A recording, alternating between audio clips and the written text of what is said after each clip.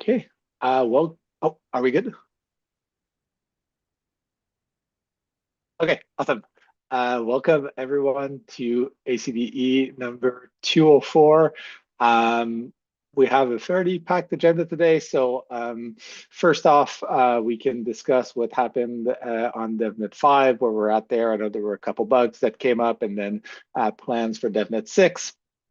Related to that, sorry, I believe people want to revisit the fork slots that we had proposed a couple of weeks ago. I think it'd be good to align on a schedule based on where client teams are at, what they expect to be done, and when they expect to have releases. And then there was a conversation as well in the chat this week around how long we want to wait after picking these testnet slots to pick a mainnet slot. And then two other things on Pectra. So one, we have many of the auditors here who reviewed the system contracts for the fork. So we'll be going over the audit reports. And then I think there was also a point around the system contract addresses that we needed to clarify. So figuring out what the final set of addresses will be for the testnet and mainnet. And then starting to look forward a bit. So there's this Pectra retrospective thread that I wanted to follow up on, start to look at some stuff for the next fork. And then there were two specific EIPs, if we have time, that people wanted to bring up. So I guess to get us started, do we have someone from Panda Ops to give an update on the DevNets? Yep, can give an update. Thanks. So the first good news is DevNet 5 is finalizing again after all the bug fixes from last week. Thanks to all the client teams working on that. The bad news is we have tried to run the execution spec tests again yesterday, and Nethermind has a consensus bug and basically split out at specific fork. The Nethermind team is aware. They are fixing it. Do they want to say anything to that? Yes, it is fixed right now. And so that's the most important update. It was like optimization combined with BLS precompile that caused this issue. Yeah, I think Nethermind was stable for months and break last night on DevNet, but yeah, it is generally fixed. So I think it shouldn't be any blocker for DevNet 6 for sure, and for Holesky as well. Cool. Can you send me the branch and I can deploy the images?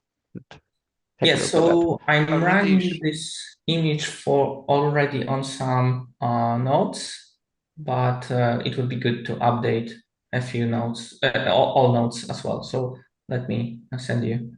I already shared the image name on the Telegram group. All right, thanks. The next thing is we have the DevNet 6 Hive up. Please also send branches to that so we can update the image, the clients that are executed, so we can have the latest results. We'll launch DevNet 6 as soon as most of the clients pass these tests. Mario will also release an EEST release. Yeah, but we already have an early version to test on Hive, so please send in images.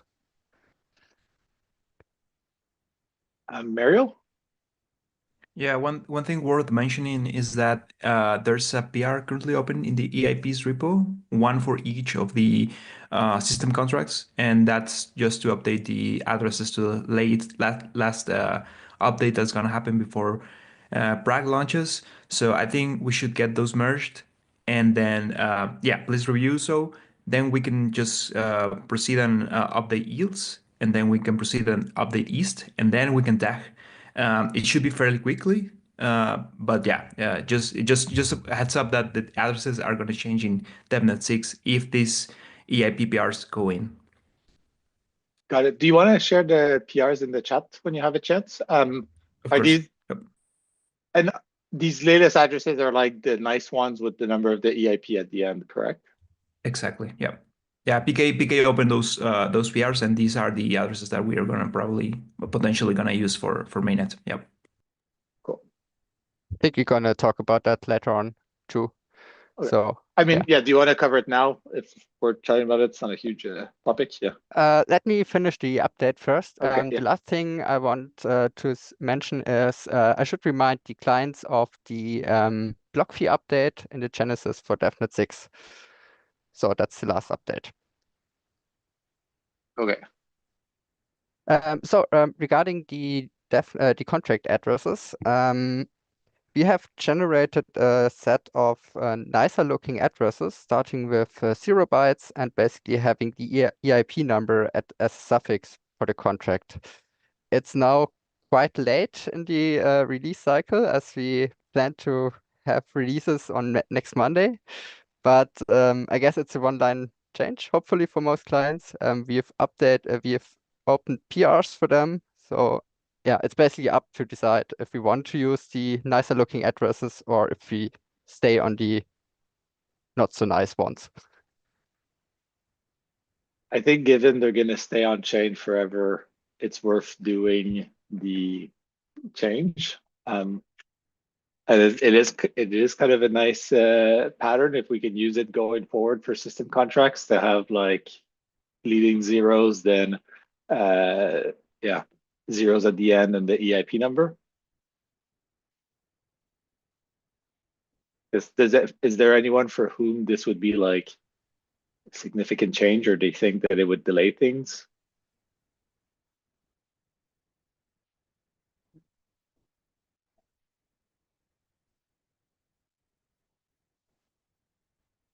Yeah, let's just do it quickly. So I guess let's maybe leave the PR up today and then merge it tomorrow morning. Or do people want to merge it even quicker than that? It would be nice to have someone sanity check it, but okay, I'm hearing merge now. Anyone opposed again? Anyone opposed to merging it? Okay, let's get it merged then. And yeah, Mario has a comment in the chat, which is that like it's nice for smart contract writers to know that they're calling the right thing by looking at the EIP number. So I agree, this is like a neat feature. We should have thought about this a couple forks ago, but second best time is today. Anything else on the DevNet? I think that's it for now. Yeah. And so to be clear, DevNet 6 would then include all of these new addresses, correct? Yes. Perfect. Okay, so last call or 2 calls ago, we had tentatively agreed to some fork slots on testnets. We were aiming to fork Holsky on February 12th, and then Sepolia the week after on the 19th. And this meant having releases out by February 3rd, so meaning this Monday or this coming Monday. We do not have them at 6 yet, and I know there were some concerns in the chat about hitting this date. I guess I want to open up the conversation of one, like, should we pick a new time today? And if not, when should we pick it? I think it's worse to pick a date and then not hit it than it is to just not pick a date if people are not ready. So yeah, open up the floor to this. Terrence? Does it make sense to pick a date like after DevNet 6 just to see how things went? Because obviously there are like a lot more issues than we expected for DevNet 5, right? And those are actually consensus issues. They're quite serious. And even if you look at Dora today, the participation for DevNet 5 is still not 100%. So I don't know. Do you think it's slightly premature to pick testnet dates right now? Yeah, I'm fine. I would rather wait if we're not confident than pick one that we have to change. And then there's comments in the chat as well about the Geth issue. So I don't know, Marius, do you want to talk a bit about that and if it affects the Geth timelines? Yeah, I can talk about that. I can't really doesn't really impact the timeline too much. I cannot really talk about the timeline because I was on sick leave. But yeah, we had a pretty bad issue today. Or we fixed a pretty bad issue today. We made a release. It's a bug in the P2P that also affects some of the L2s, but the L2s have been notified, and most of them have already put out a release themselves. And yeah, just a general, if you're running Gas, you should either downgrade to like a 1.13 release or upgrade to the latest release. Because with the 1.14 release cycle, we introduced a bug. And yeah, but as always, we would prefer if you updated to the newest release. Or yeah, if you don't want to update, then don't update if you're running a version below 1.14. Oh yeah, downgrading is not possible because we changed the database version. Okay, so if you're running 1.14, you should upgrade. If you're not yet running 1.14, you should either keep your old version or upgrade to the latest release. And if I may ask a question, if this bug is triggered, what would happen? Like, what is the worst case scenario? You can shut down nodes. Like a peer can shut down the node that they're connecting with.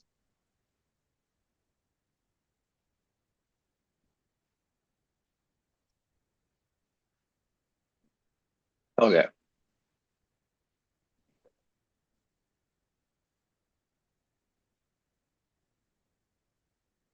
Okay, so I guess any more questions on Get before we go back to the testnet?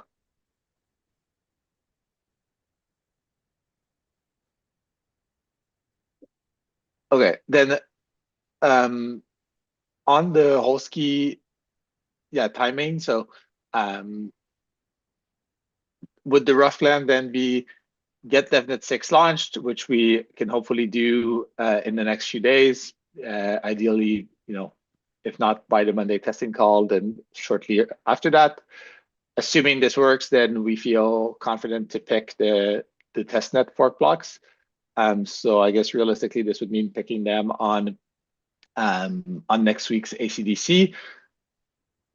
And then if that would, if that went well, would people be ready to put out a release days after ACDC, basically, so that if we say pick the blocks on the 6th, which is next week, then by the 10th, we have all the client releases and we can make an announcement on the 10th or 11th. Is this something that's that people feel is possible? Yeah, Justin? So a point on that, we haven't had a great track record with making ACDE decisions on the ACDC call. So I am all for it. I actually think that's a great idea, but I think we should all commit to showing up and not put the ACDC call in a situation where they can't make a decision and they're waiting on us. That has happened in the past, Yes. and I think that we can try to make sure that everybody shows up there.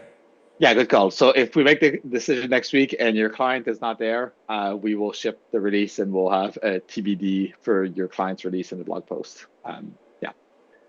And if you can't make the call for whatever reason, then just post a comment on the agenda with like your opinion if it's if it's wrong. But my hope would be that in the next week we get DevNet 6 sorted. If there's some issue we find on DevNet 6 that we hadn't found before, obviously we should address and fix that. So I don't want to assume that everything will go well, but if it does, then by next week we should be able to find a fork slot. And then we, and then we pick it there. But my hope is that we could have fast turnarounds for the releases after next week's call. So teams should expect to put out a release next like Friday or Monday, or the Monday after that. Does that seem reasonable?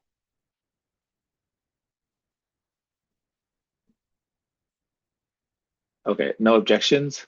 And I do think in general, it would be good to have some representation from most teams on most calls. I know that it goes from like a call every 2 weeks to a call every week. But it's true that it is kind of annoying when we have to wait 2 weeks instead of one to make a decision. So I don't think it happens super often, but especially when we get close to shipping the fork, if it saves us a week, then we definitely should. We definitely should have people on both calls.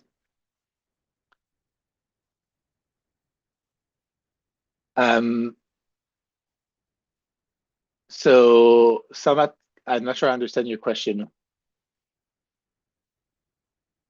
Sorry, Tim.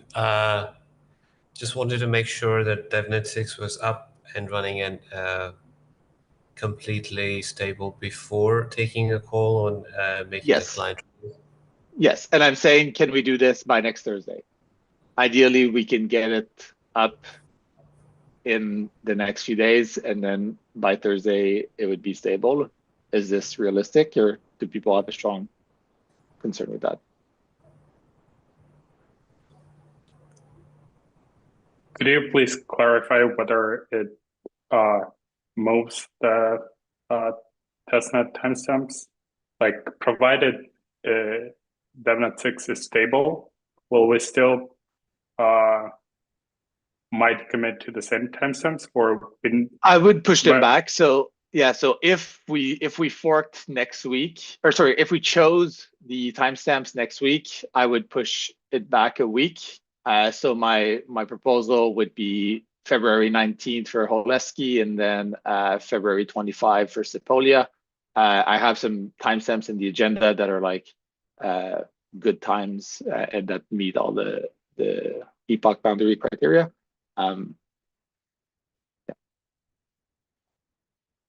But I'd rather not commit to those today. But I think if everything goes well in the next week, then I think pushing back the timeline we had by a week would be my proposal.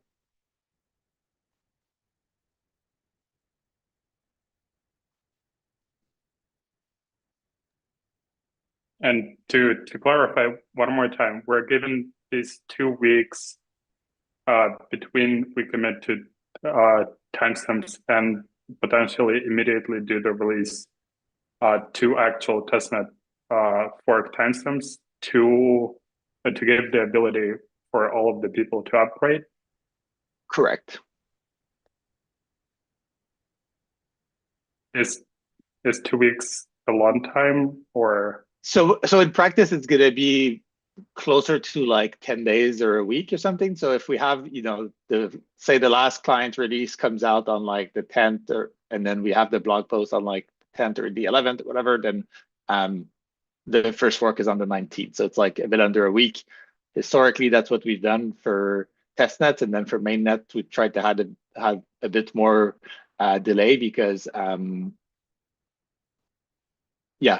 because we obviously want like all the mainnet operators to upgrade, and it's worse if we don't have that on mainnet on testnets. But I wouldn't feel super comfortable doing like a week or less unless there was a strong reason to do so.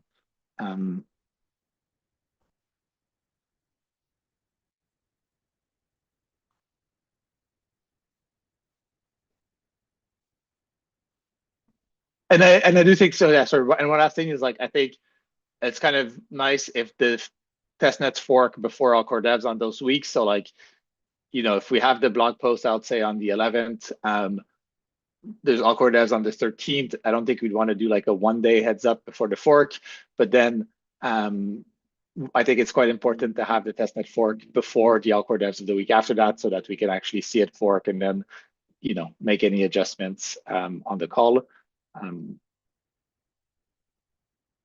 And the reason, I guess, I think the reason as well is if we probably do want a week between the two test nets, because if something goes wrong with Holesky and we want to say have a fix for Sepolia, then we can kind of do an emergency release between the two.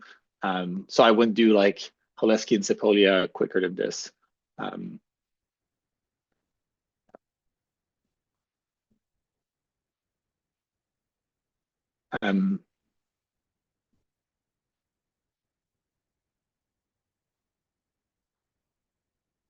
I guess, I don't know, maybe like a related topic to this is how long do people feel we should have between the test nets being set or forked and then picking the mainnet slot? So there was conversations on this as well on the Discord. My sense from the Discord is people wanted to see Holesky fork before picking a mainnet slot. So assuming the Holesky fork went well, would people want to pick the mainnet slot on like the awkward devs after Holesky, even if Sepolia had not forked, so that we can give people something like 3 weeks or so of heads up?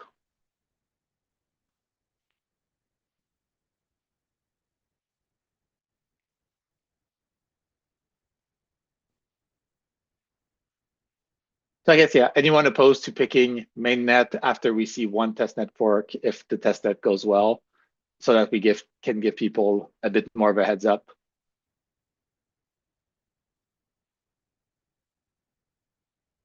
Okay, so the plan would be to summarize all of this. In the next week, get DevNet 6 up and running and stable. Assuming it's stable by next Alcor Devs on February 6th, we confirm the Holesky and Sepolia slots on that call.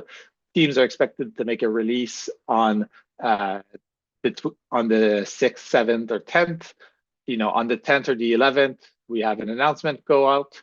Assuming we followed that timeline, we'd aim to fork Holesky on the week of the 19th. On that week's Alcor Dev, so on the 20th, we would pick the mainnet fork time, and then on the week of the 24th, we would see Sepolia fork.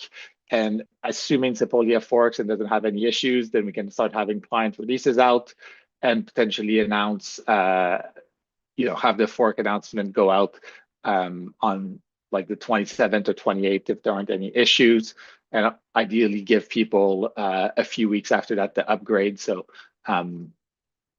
that would get us somewhere around like mid-March or something for mainnet, assuming we had no delays.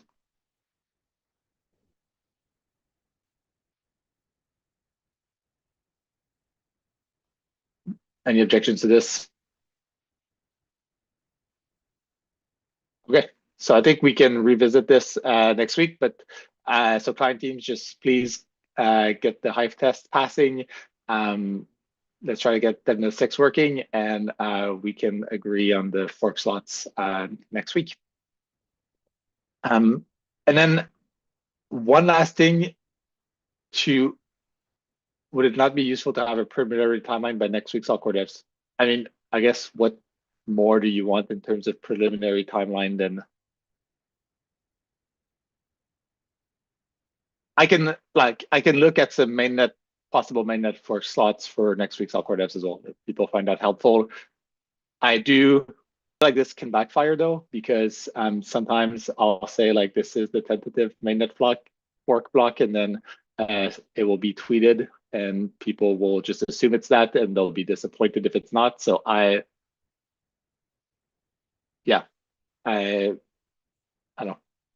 don't have a strong opinion there, but there is kind of a downside of like having a tentative. Anyways, we can discuss that async. So we had several people do audits of the system contracts. Frederick can give a quick overview of like the entire process, and we have a few of the auditors on as well that can share their findings. Frederick. Yeah, so we did audits like Tim was mentioning. We had 4 different auditing firms looking at this: Blackthorn, DDAO, Planeshift, and Sigma Prime. And they did the audits sequentially. So we started with Blackthorn, and after that one was completed and we had implemented whatever fixes that we felt was important to implement, we went forward with the next one. So this was done during the whole process. So that means that the findings are different, given that they looked at different code bases and or different commits rather. And at the same time, we also had Dejan from A16Z who did a formal verification on these contracts using Halmos. So we have all the reports available publicly in a GitHub repo that I shared now. If you look there, you can find all the reports. And we have at least some of the, I hope all of them, but we'll see, auditors to give a very brief presentation about their report. I'm thinking like 1 to 2 minutes per auditor. And yeah, I'm thinking that we start in the order that the audits were done. So is there anyone from Blackthorn who is here? Yep, Frederick. Hey. Cool. Yeah, I think that we can start just 2 quick intros from our side. I'm Artemy from Sherlock and Blackthorn. We also have Wagner here who will go through our findings. I think we were one of the first audits on the system contract, and the Blackthorn is kind of like ours, a different brand from Sherlock. And yeah, I'll let Wagner to quickly go through all the issues and the findings that we had. Yeah, thank you, Artemy. So we conducted an audit with 4 auditors for the GIS implementation of especially the AP 7002 and 7251. Because of the experience needed, the things were pretty specialized, so we needed to find people with low-level coding experience and people who can audit specification implementation especially.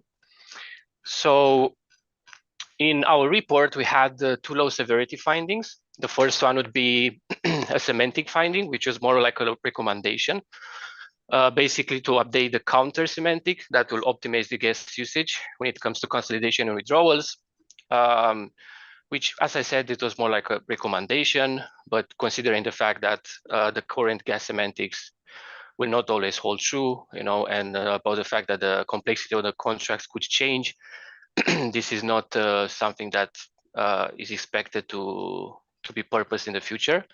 And another issue, the second low severity issue that was found was regarding an overflow that could happen in the fake expo that could lead to a mismatch when it comes to specification implementation.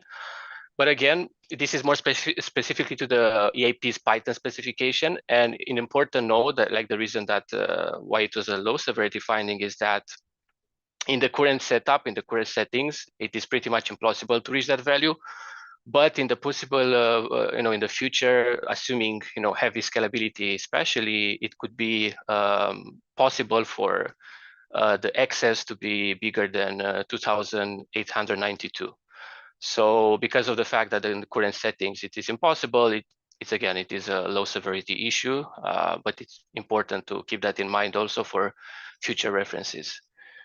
So yeah, that was basically the 2 findings and the report from Blackthorn. Thank you very much. Do we have anyone from DDAP here? Yes, I'm here. So should I make a small presentation? Should I share, or do you think it will delay the thing? Go ahead if you can. Yeah, go through it fairly quickly, but yeah, I think you can share, and then maybe put the slides in the chat after. Yeah. Okay. Yes. 1 second.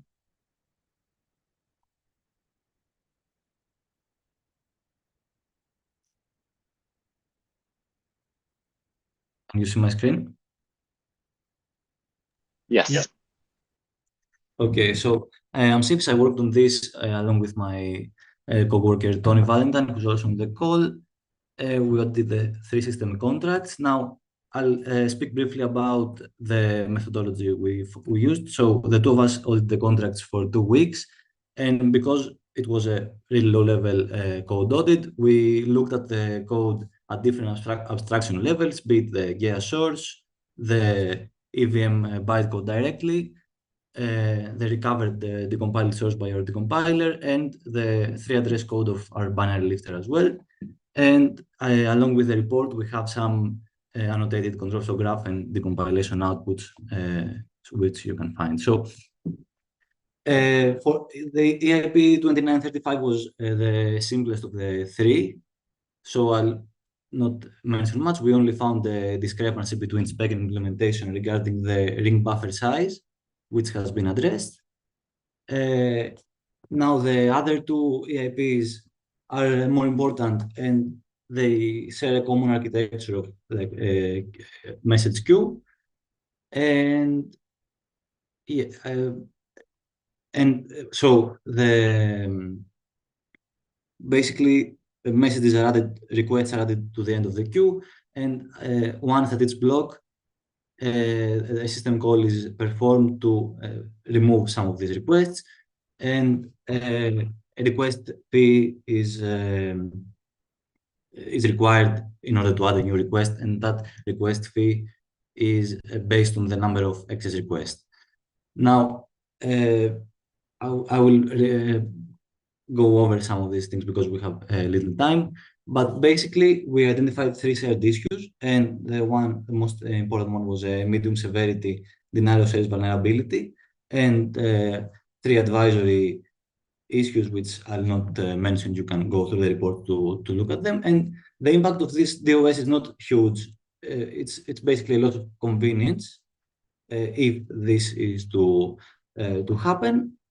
And but yeah, it will be expensive to perform.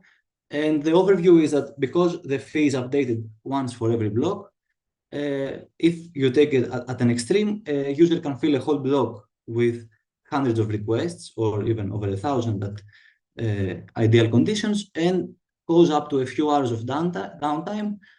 And we believe this can be mitigated by changing the code to update the number of excess requests at whenever a new request is added, instead of once per block. And yeah, at most we found that, for example, one can fit 1,650 requests in a single block for EIP 7251 and 1,900 requests for EIP 1702. And for example, if you started at a favorable place, and you start from a low fee, you can make the validator consolidation requests for EIP 7251 cost over 1 ETH for 288 minutes. And these are the optimal conditions for this attack as we found them. We didn't we don't have an extensive report for this. And but it's a complex attack. It relies on many factors that will not be controllable by any attacker. And these factors can be the gas price, the current number of excess requests, and the contents of the storage slots that will be written. And yeah, the EIP 7251 contract is more vulnerable because of its lower throughput. So basically we also have some user level considerations, which you can find at our report, but I don't want to take up more time. Thank you. Thank you. Thank you. Do we have anyone from PlaneShift who's here? Yeah. I'm Surya. I'm part of PlaneShift. So during our audit, we noticed fairly trivial issues, mainly regarding minor spec deviations as listed in the report. So like things like, how like the EIP states to return 0 in some cases, whereas the implementation reverts. Other deviations from the spec, like length checks for call data inputs to the system contracts, which we found to not have any exploitable scenarios. We did find multiple issues regarding the comments, which were a bit confusing. And we briefly used Halmos, but I would leave it up to the A16Z team to go over their dedicated formal verification report. Yeah, thank you. And yeah, like Tim mentions that, yeah, the audits were sequential, so we do indeed.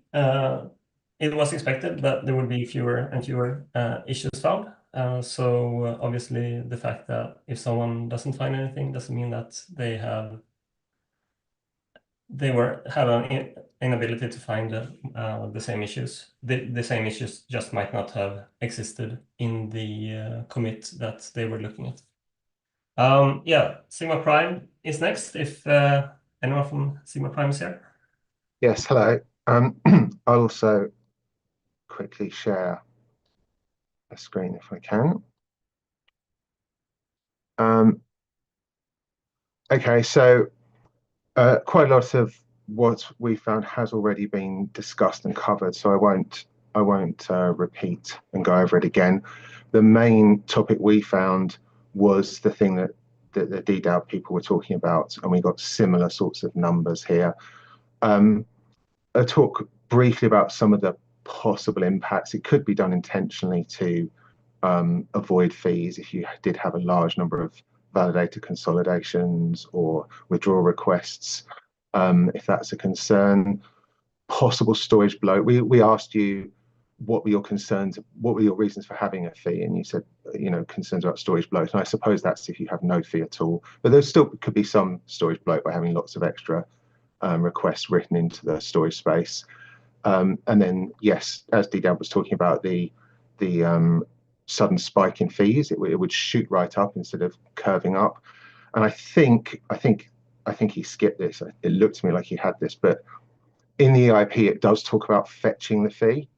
And then, like, you could have a smart contract that fetches the fee from the contract. This is 7002 and 7251, both of those.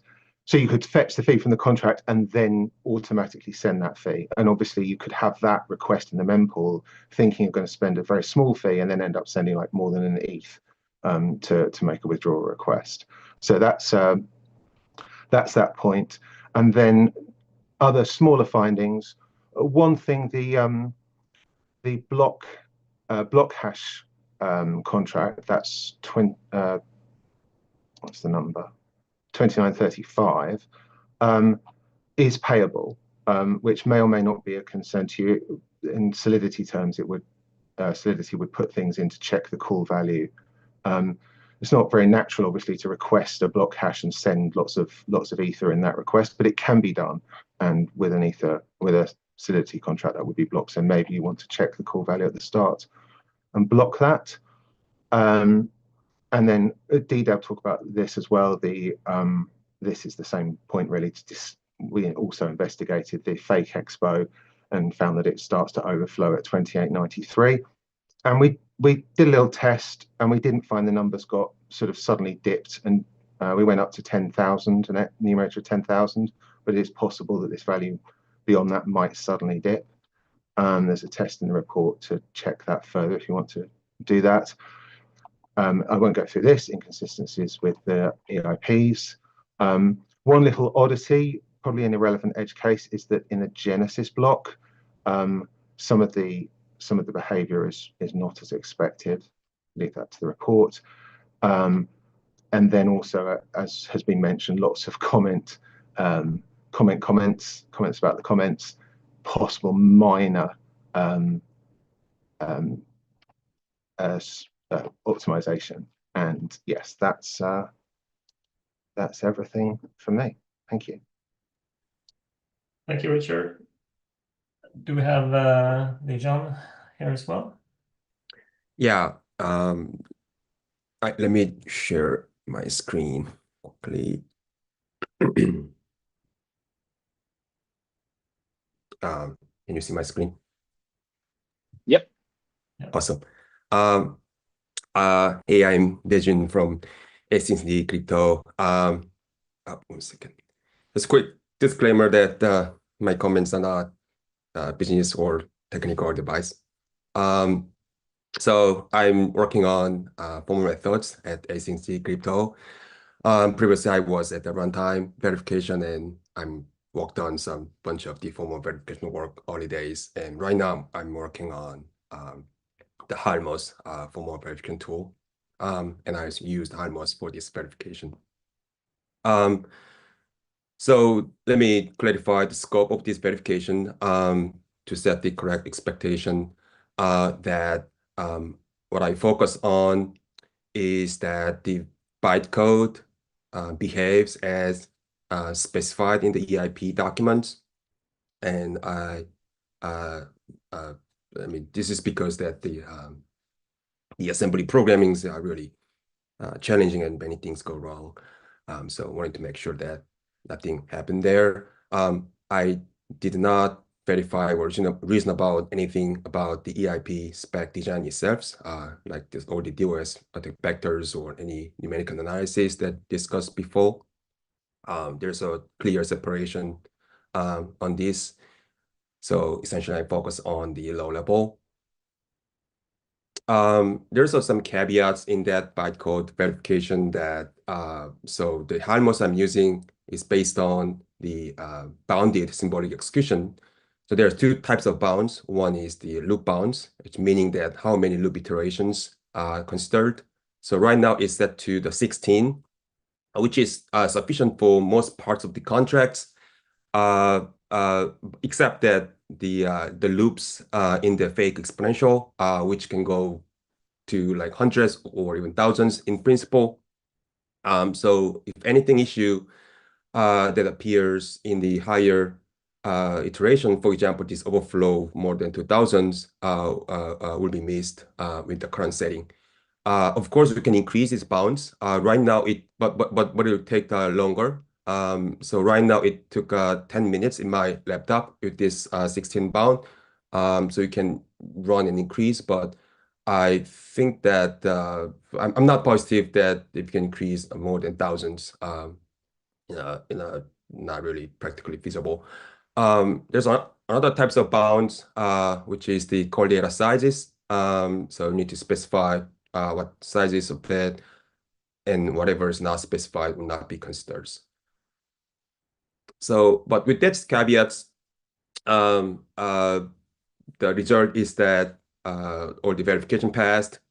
So we have a really high confidence that the bytecode really matched with the spec. And this is also the automated, so you can actually rerun anytime the contract's updated. So actually, I set up this continuous verification actually since last November, and actually it found some actual issues, some mistakes during the past refactoring change, which is immediately fixed. So I think this continuous verification is really useful, and I hope that the other projects also adopt this idea. So yeah, I will keep running this continuous maintain these artifacts until this will be finally deployed. And good thing about it is that like this all the audit reports actually based on slightly older version of the contracts, and there are some minor changes made since then. Of course, there are minor still. Wanted to make sure that nothing happened. So my verification is actually run on top of the latest version, and that it all passed. So meaning that all the minor changes really didn't break anything. So hoping that I can continue this. So all the artifacts available in this link repository. So please check out. You can review or run by yourselves or even contribute. So and reach out to me if any question. So yeah, that's all from me. Yeah, thank you very much. And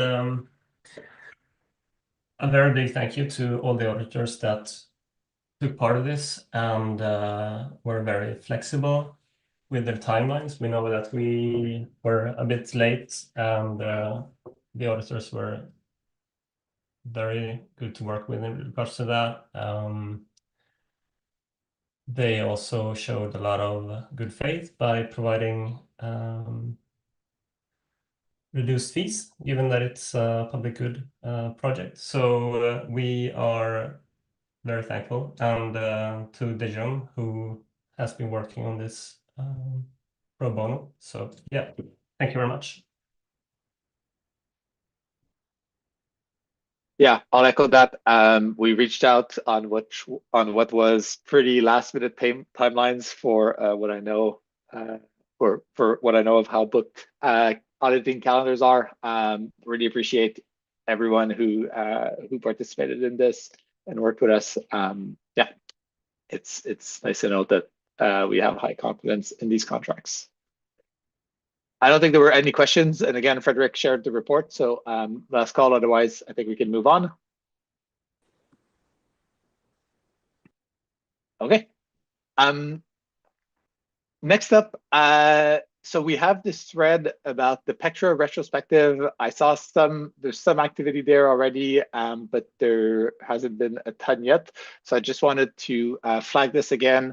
I think it would be great if in the next week or two, we could hear from most or all of the client teams there so that we can start discussing things, because people are starting to bring up plans or suggestions for Fusaka. And I think there's value in reflecting on Pectra before we start making decisions about Fusaka.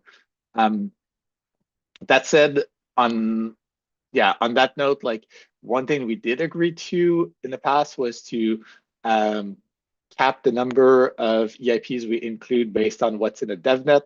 Right now, we have PeerDAS and EOF already included in Fusaka. So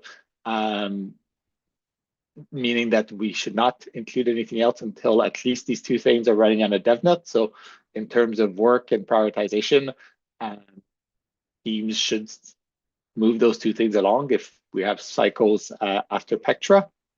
But yeah, hopefully, maybe next week we'll still be quite busy, but perhaps 2 weeks from now, we can tentatively try and discuss everything that came up on the Magicians thread around how we want to approach Fusaka and have a bit of a higher level discussion before we start to get in the weeds. But yes, any questions, comments on this?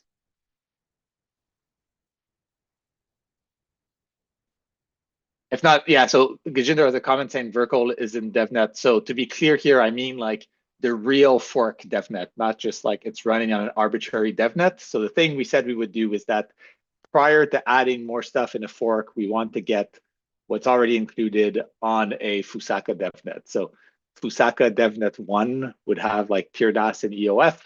And then I think until we have that stable and running, we should not include anything else in the fork.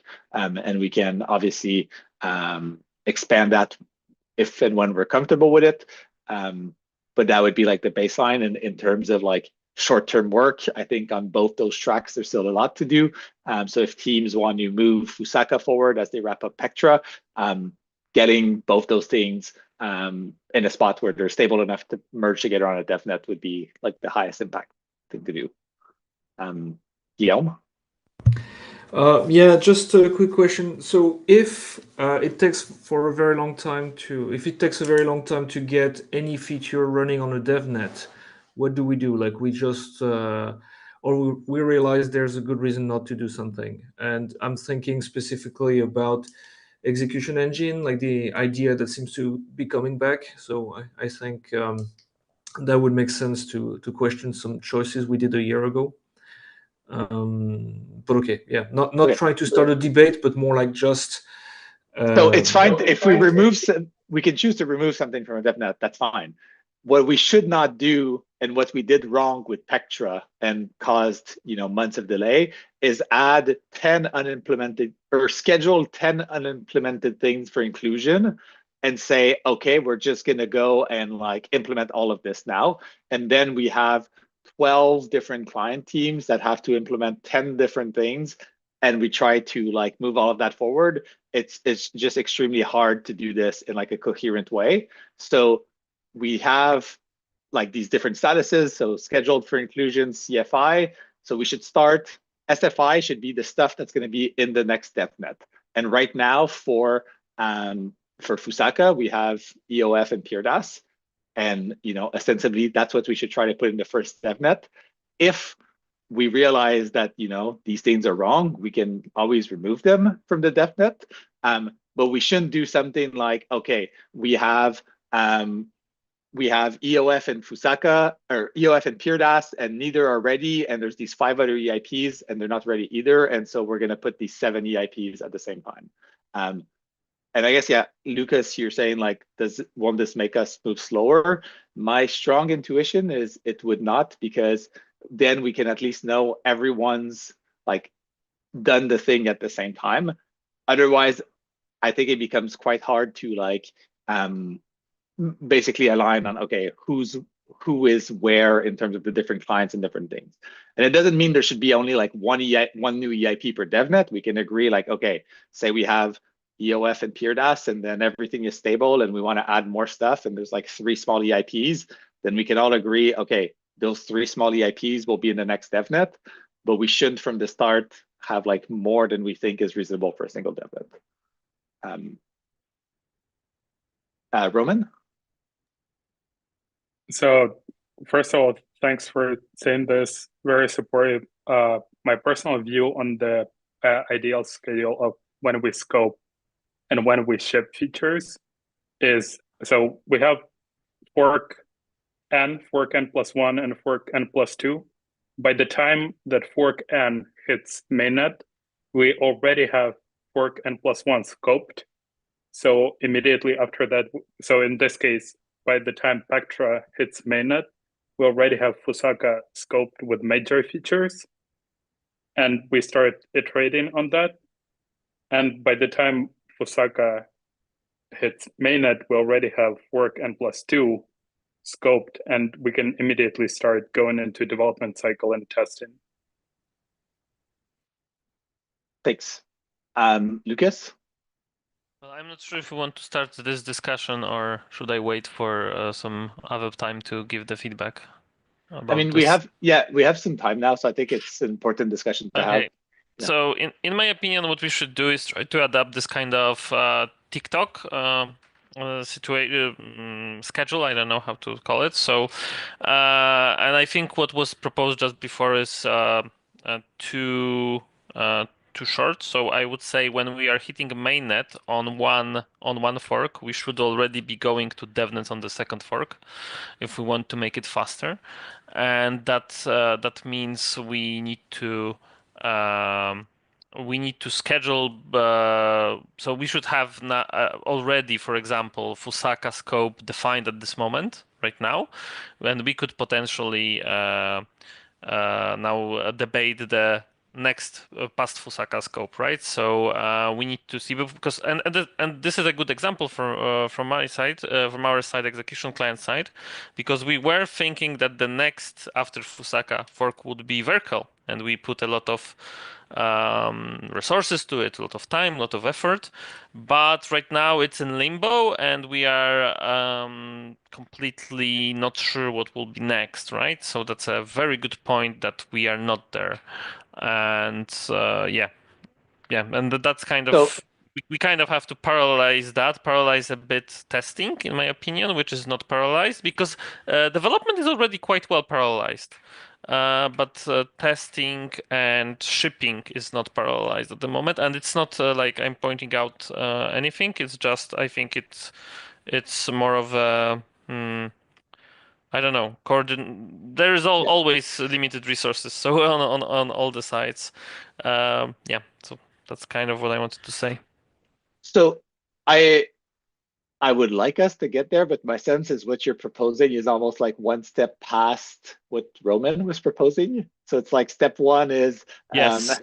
So my sense is if we do things well in the next year, then maybe for Glamsterdam we can be at where you're at, but today we don't have Fusaka implemented, right? And to be fair, we already do have Fusaka partially implemented. Like there are EOF DevNet, there are PeerDAS DevNet. So I think we're maybe 50% of where you're saying we should be. And Yes. I agree, it would be nice to be better. Yeah. Exactly.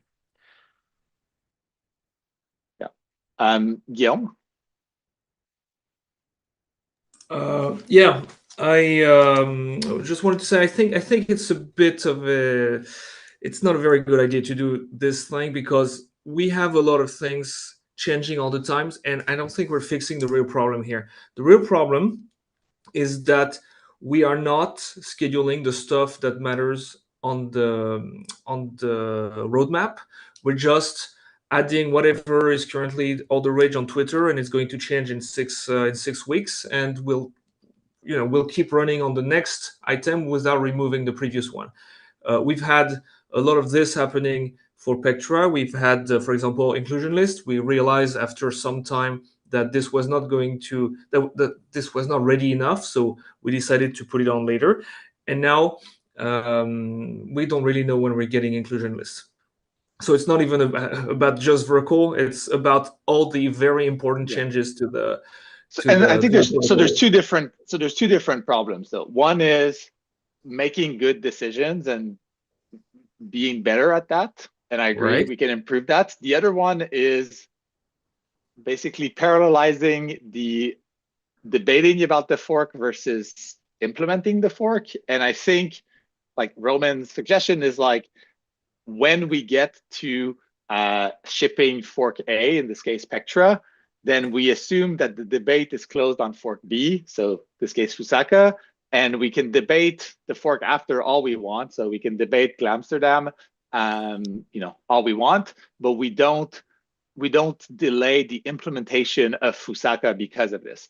And sure, this means like, yes, we have to make decisions about what we implement with imperfect information. And in extreme cases, we may want to revisit those. But I do think there's value in locking the scope earlier to sort of move the argumenting to like the fork after. And, I don't know, say we're debating inclusion lists or Verkle for the next year, and we still haven't come to a conclusion by the time Fusaka ships, then whatever we did come to a conclusion for is what we should probably put in Amsterdam.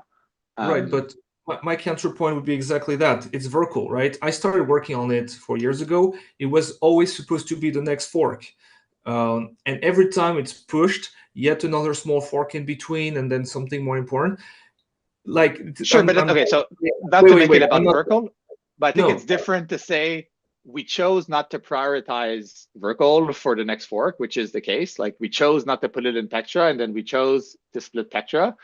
That's different from saying at a given time we should freeze our decision making, and that's independent of whether putting Verkle in fork A versus fork B is the right thing. It's more when do we close the door about the scope of the fork, and can we just have like a clean set of features that we implement and test, and then we can continue debating whatever other features for the next fork.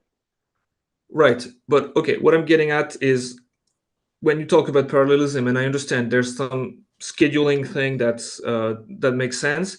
It's just that if you keep working on features so that they get scheduled, you're still having this problem. Like you're still having people, and I'm talking about Verkle because that's what I did, but I could talk about SSZ transactions, stuff that Ethan has been working on.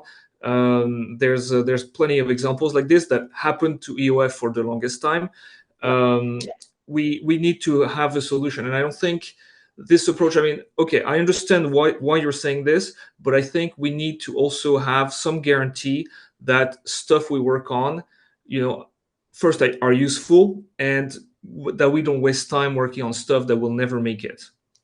I agree with that, and I think that's like a third hard problem, because there are things that are just fundamentally high uncertainty, and we should do those, and we don't have a great way to like make a decision about it.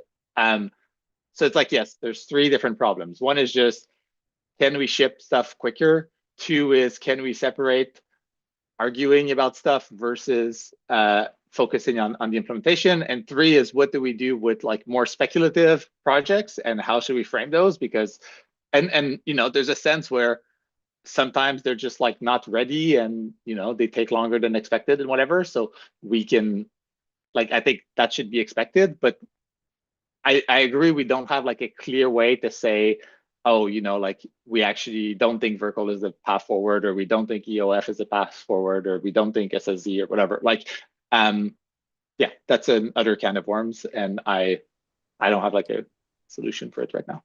Right. Just one last thing. When you say we want to ship stuff quicker, I understand that very much. I'm just saying we also need to be careful, because what happened is that Pectra got super big because people said, oh, this should be quick. Sometimes it was, sometimes it was not, but the scope completely expanded. And we should be very careful to pick what is important and not what is going to be fast. I agree. And this is why I feel extremely strongly that we should only pick what we think is the next most important thing to implement in the DevNet and move that forward. Yeah, I know. Okay, there's a couple extra hands. Ahmad, I think you were next. Yeah. One thing that I wanted to say is that probably we need to prioritize EIPs with spec tests already employed or developed. With EIPs that have the spec tests already developed, then the development and testing of the developed versions can just go ahead. So what I would suggest is that to make tests mandatory for inclusion, and any EIP author that wants to his EIP to be included, to find, if he does not know how to write the spec test, then he needs to find someone to champion and to write the spec test for him. If not, then he should do it himself. Yeah, I think this is, everyone I've spoken to in any context agrees with this. We should, my gut feeling would be for something to go to SFI, it should have tests. We might want to CFI something when it's still like in a more in development stage, but to me that should be part of the gate to move from CFI to SFI. I do not work on testing. I think if someone from either EELS, DevOps, or testing wants to open a PR against EIP 7723 and like propose a sort of formal like testing requirements, that would be extremely helpful. But yes, I think having having that as a gate is quite valuable. Yeah, POTUS? Oh, I'm muted. I wanted to make a couple of comments. I heard two different things. One is let's freeze early the scope of the fork. And the other one is weaker, which is let's just freeze right now the scope of the first DevNet. I would disagree with the first one, but I would agree with the second one. The way that I believe that we can get to ship things faster is by always having a rolling DevNet for the next fork. So right now, this would be EOF plus PRDAS. And we get that DevNet going. At the same time, we can parallelize and start discussing whether or not we're going to add something else or not. But at any time, we have a DevNet that is ready or more or less ready to be shipped right next. So then we can always make the decision. Let's just pull the trigger right now. We ship only EOF and PRDAS, and we add things to that DevNet. I agree that the first DevNet should be scoped. It seems that it's already scoped. I don't see anyone disagreeing that it should be EOF plus PRDAS. However, even if we go that way, like having this rolling DevNet, the only change that I would make to this proposal of like freezing the scope is that I think EIPs that are widely agreed and that are already implemented can be added to such a DevNet. So for example, to give an example now, 7.2.12 seems to be a no-brainer that everyone wants to ship. And somehow, for some reason, no one just like strongly pushes for it. But everyone that I talk to, they say, yeah, it's already implemented, it's trivial, it should be there. Those things that are already implemented, I believe that it's easy to change the scope of the current DevNet and add them. Yes, I agree. And I'll reiterate, when we say DevNet, like I think we want to clarify like Fusaka DevNet 1 rather than like some random, feature DevNet. But I think, yes, having a clear next fork DevNet. And we should maybe find a better word to talk about non-feature, either like, yeah, we have call them fork nets, or we call them like EAP nets or whatever. But yes, I think it causes confusion to compare an EIP specific DevNet with like the thing that we're building towards the fork. Yeah, anyways, we can bike shed this specific name, but I think we should clarify that. Ben? Just feeding back on we should prioritize what's important rather than what's fast.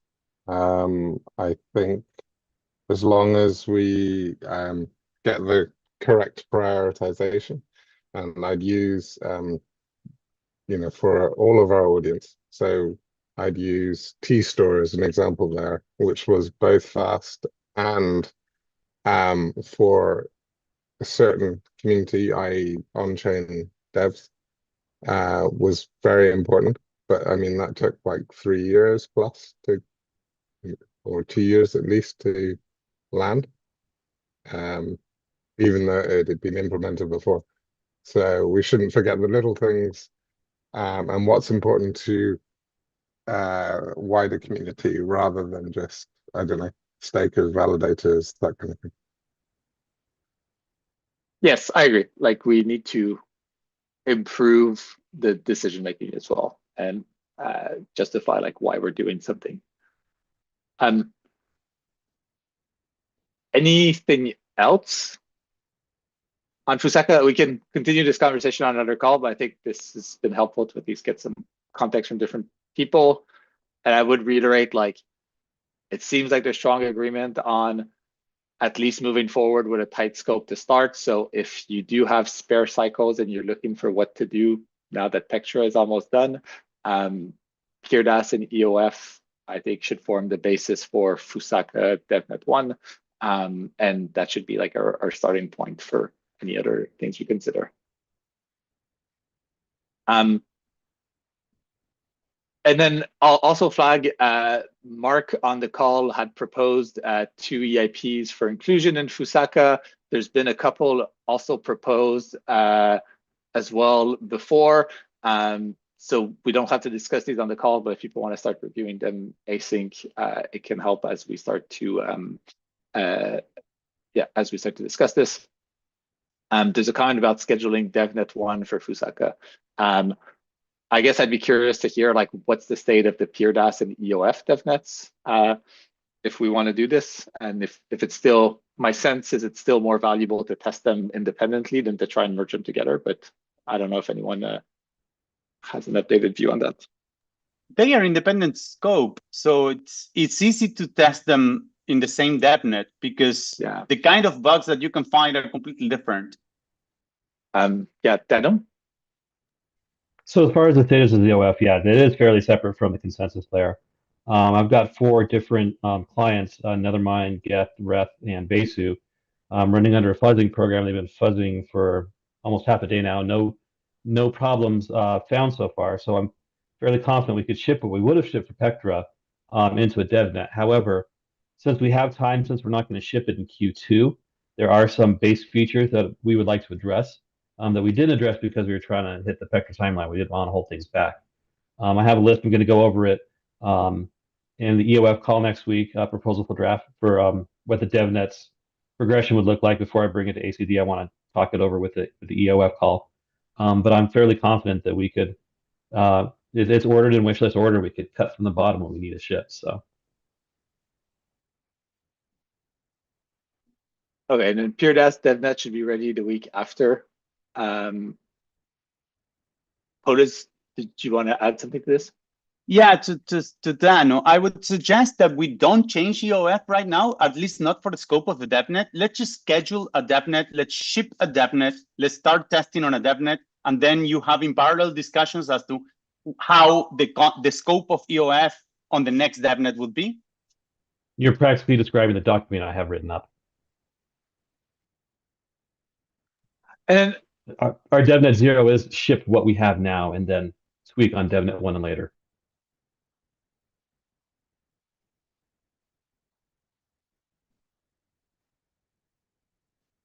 Okay, so I guess, yeah, let's maybe continue this conversation async, but like, sure, I guess POTUS, I'm cautious about scheduling DevNet 1 now. I'd rather us focus on DevNet 6 for Pectra, actually ship this, especially in the next week, than like move people's efforts too much. Okay, POTUS says we can do both. Does anyone else want to schedule the DevNet now?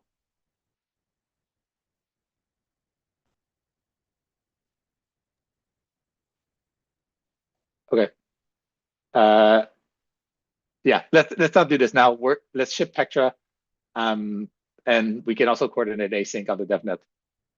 And I am cautious about also like, yeah, having bugs in pure DAS affect EOF progression and vice versa, kind of like Dano was flagging. Roman?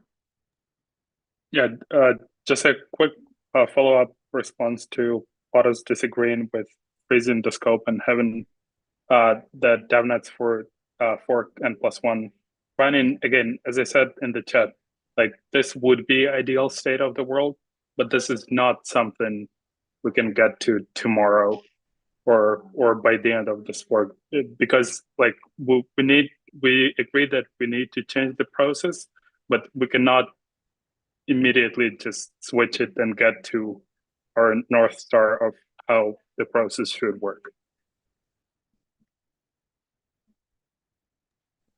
So in this case, freezing the scope seems to me like a good first step towards we can actually do this.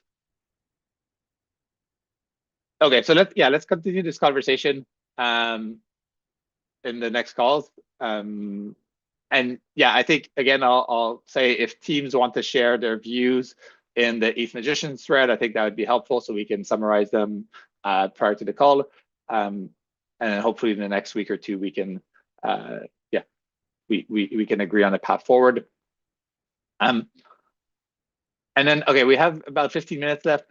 So there's 4 EIPs that people wanted to discuss, as well as Nico from the EF has been working on a bot to help streamline some of the ACD stuff. So we can cover those. First off, Mark, do you want to briefly touch on the 2 EIPs you'd propose for Fusaka? Hi. Yeah, so I'd like to propose these 2 EIPs, 7793 and 7843. And both of these add precompiles which expose some metadata about the context of where a transaction is currently executing. So the first one, which I think is the more important one, is 7793, which adds a TX index precompile. So this returns the index of where a transaction is being executed in the current block. And the main application for this is in encrypted mempools. So we can check in a smart contract that a transaction is being executed at the top of the block and otherwise invalidate it. So this can enforce front-running protection, and it allows us to implement encrypted mempools at the smart contract level rather than having to enshrine it in the block validity conditions. So the other precompile is 7843, which is the slot precompile. And this just simply returns the corresponding slot number for the current block. So this is something that is already possible. So we can calculate the slot number from the block timestamp. But to do this, you need to hard code the slot length in a contract. And so the motivation for adding this precompile is making it easier to change the slot length in future without breaking contracts. So they would be able to migrate to using this precompile at an earlier stage before we potentially change the slot length in future. And it would be good to get some more feedback from application developers to understand if this is much of a problem, like if there are many existing contracts which are hard-coded with the current slot length. So to address a few things that people might raise about this, so why make it a precompile instead of an opcode? So this was Dano's suggestion, and it allows L2s to decide whether or not they want to implement the precompiles, because it might not make sense to them, whereas if it was an opcode, they would be forced to implement it. And the other one is could this kind of introspection be a problem in terms of zero knowledge proving? And I don't think this is the case because we already have some very similar opcodes, such as gas and timestamp, which are very similar to these precompiles. So I don't see that there would be a problem with proving these new precompiles if it's not a problem for the existing opcodes. So yeah, I would like us to consider this for Fusaka. Obviously, PIDAS and EOF are the priorities, but I think there are relatively small changes that we could consider. Thanks. Ben, you have a question on this? Yeah, is the slot number so you can encrypt transactions to a specific slot, and if they're used beyond that, then like if they don't make the slot, you can invalidate them. Yeah, so that is potentially how it could be used for encrypted mempools. But yeah, I'm not sure. This is kind of why I'd like to kind of start this discussion is, are there other applications, people with contracts that are using the slot length for other stuff, to actually see if this will be a big problem for changing the slot length or not.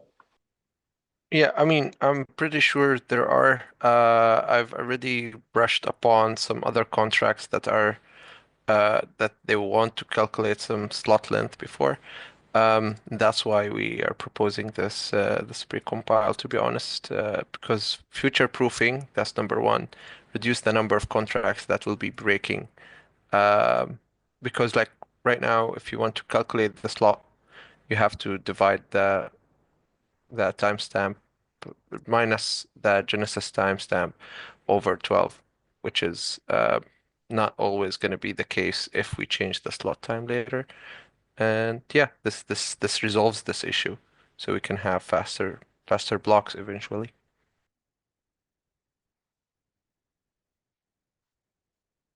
Okay. Any other questions? Next up, Kev then had an EIP to discuss hardware and bandwidth requirements, which we've brought up a bit before, but now it's all been formalized into a single doc. Yeah, Kev, do you want to give some context? Yeah.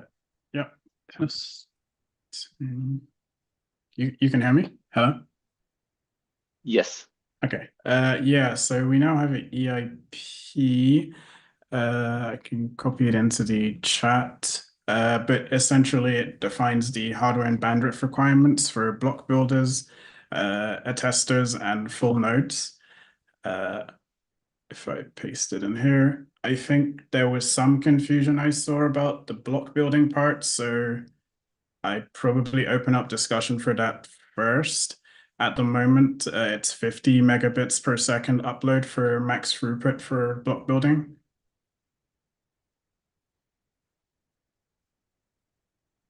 Any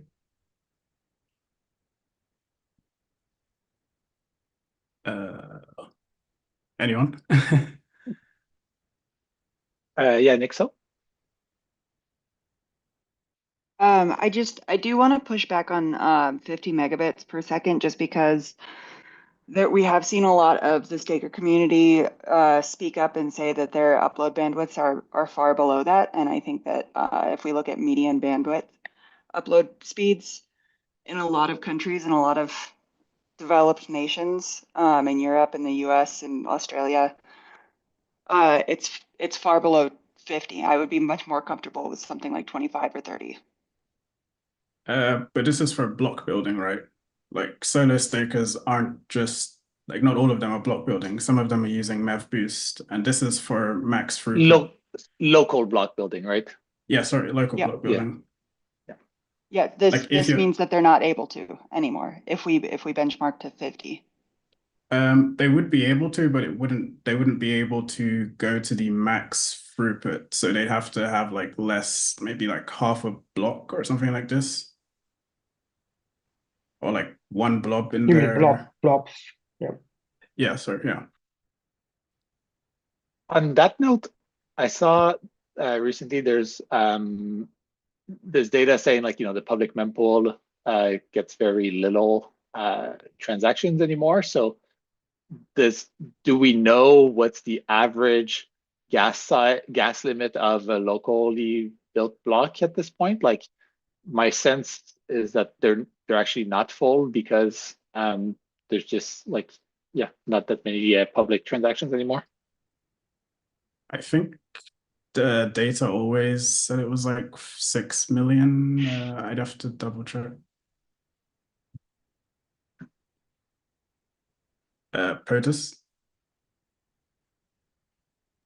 Yeah, so the local block building gets triggered for everyone if the circuit breaker gets triggered. That's our fallback. And if the circuit breaker gets triggered, if the builders are not building for whatever reason, transactions will be on the mempool. Blobs are always on the mempool. And currently, clients do not have a way of saying, I want to build a block, but I want to build a small block so that I can actually broadcast it. So it's, I think it's not correct to have an uplink bandwidth neither required nor recommended that is far beyond the average that can be found in most countries. Not the average, I'm sorry, the median that can be found in most countries. The average is also a bad number to have here. Wait, so you're saying that if we had this flag that basically said, I want to put in one blob. I definitely disagree with that flag, but that's a different conversation. All I'm saying is that now you're taking averages on countries that have like over 1,000 megabits per second on fast connections, and this certainly drives the average up, but the median is much lower than that. Right. So I did actually look into some of the countries that people were quoting, and I think a better indicator was like the fiber coverage. Germany definitely had the lowest one, but like most of the countries being cited had like 70% fiber coverage.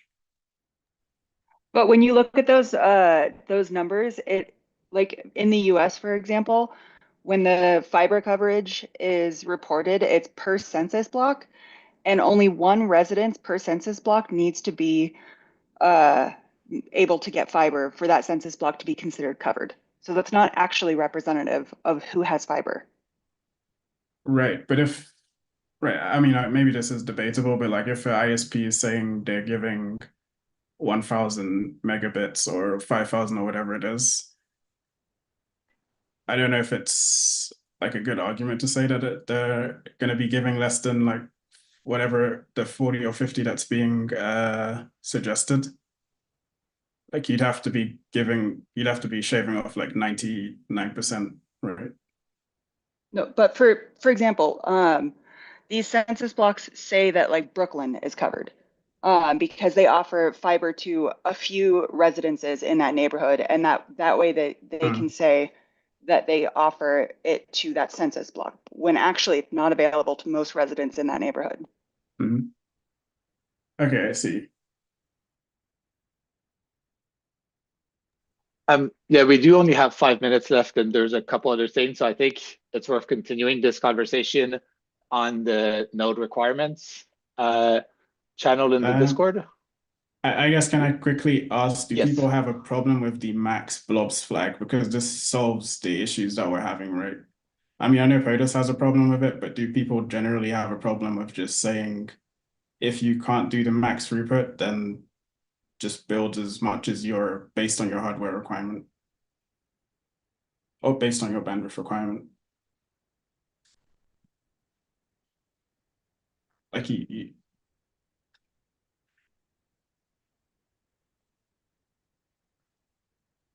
Okay. There's definitely some concerns. So yeah, let's move this back to Discord. Yeah. But yeah, thanks for bringing this up, Kev, and doing the hard work of trying to get some consensus on this, which no one has wanted to do for years, in part because it's contentious. So yeah, really appreciate you pushing this forward. Okay. Next up, we had EIP 7823. Alex put this on the agenda. I don't know if you're still on the call to set some upper bound for the mod exp precompile. Yeah, I'm here. Yeah, so the the Mod-exp precompile has 3 variable length inputs, and these inputs are unbounded. This has caused multiple consensus bugs. Many of the bugs happen with like practically useless inputs if you just craft those kind of transactions. And the second problem is that it is kind of hard to implement it in ZK VMs, and many ZK VMs have chosen to put limits in place already. An example is Polygon ZK VM or Scroll.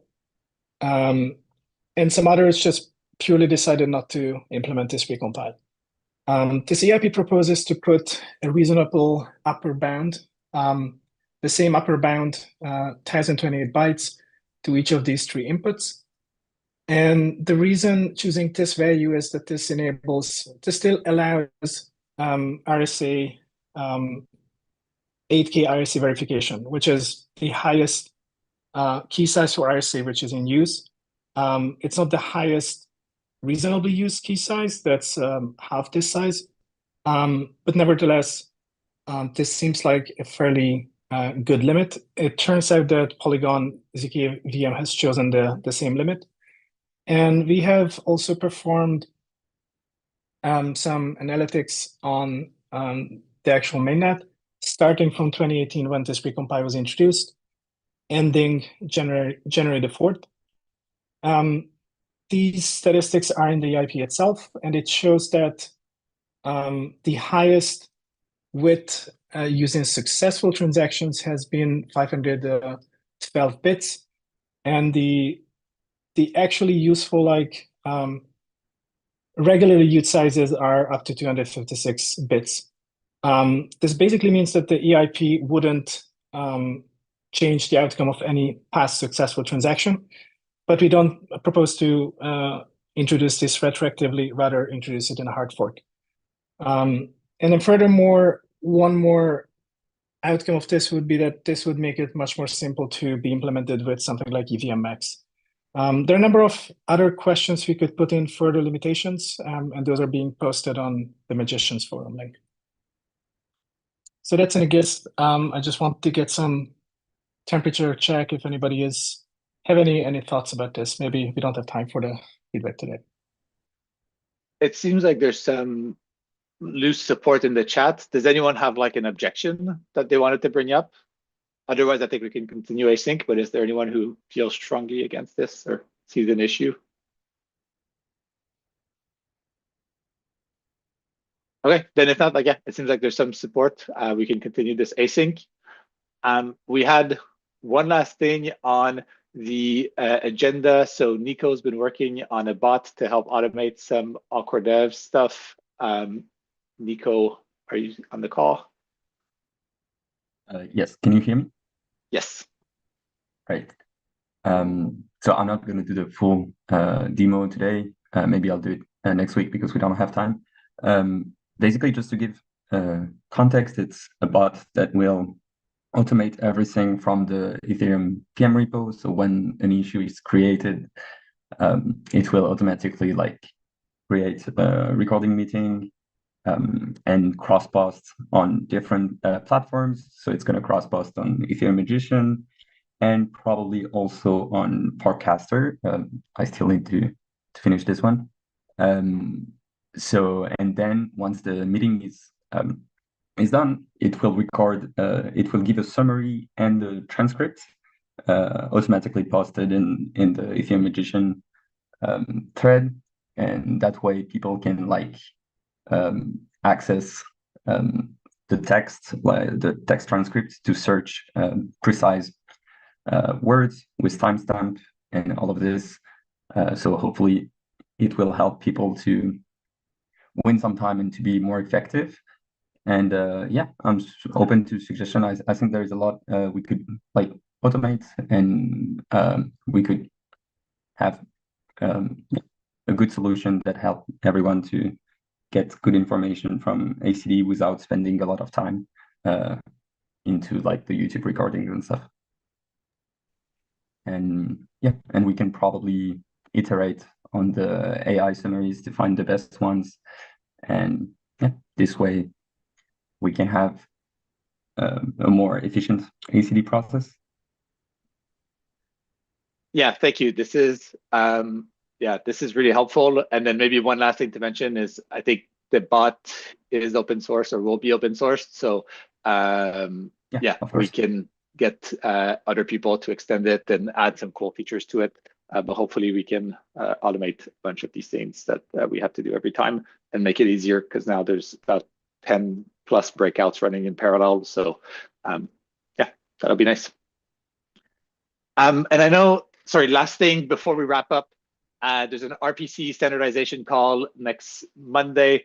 So I'll just put the link there in the chat. Anything else people wanted to flag before we conclude today?